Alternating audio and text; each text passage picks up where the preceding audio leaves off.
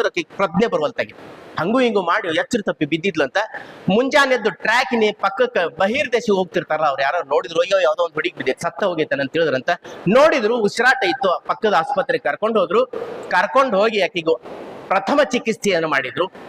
ಅಲ್ಲಿ ಪುಣ್ಯ ಬೆಳಗಿನ ಸಂದರ್ಭದೊಳಗ ಆ ಆಸ್ಪತ್ರೆಯೊಳಗ ಗ್ರಾಮಾಂತರ ಪ್ರದೇಶ ಆಸ್ಪತ್ರೆಯೊಳಗೆ ಡಾಕ್ಟರ್ ಇದ್ರು, ಕಂಪೌಂಡರ್ ಇದ್ರು. ಹುಡುಗಿಗೆ ಬೇಗನೆ ರಕ್ತ ಕೊಡ್ಬೇಕೀಗ. ಯಾವ ಗುಂಪಿನ ರಕ್ತ? ಓ ಪಾಸಿಟಿವಾ ಎ ಪಾಸಿಟಿವಾ ಯಾವುದು ಗೊತ್ತಿಲ್ಲ. ಡಾಕ್ಟರ್ ಅನ್ಕೊಂಡ್ರು ಯಾವ್ದಾದ್ರೂ ಏನು ಮತ್ತೆ ಹುಡುಗಿನ ಬದುಕಿಸೋದು ಅಂತ ತಮ್ಮದೇ ರಕ್ತ ಕೊಟ್ರಂತ. ಅವಾಗ ಪ್ರಜ್ಞೆ ಬಂತು.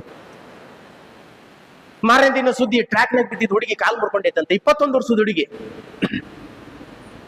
ಯಾಕೆ ಬಿದ್ದಿರ್ಬೋದು ಟ್ರ್ಯಾಕಿಗೆ?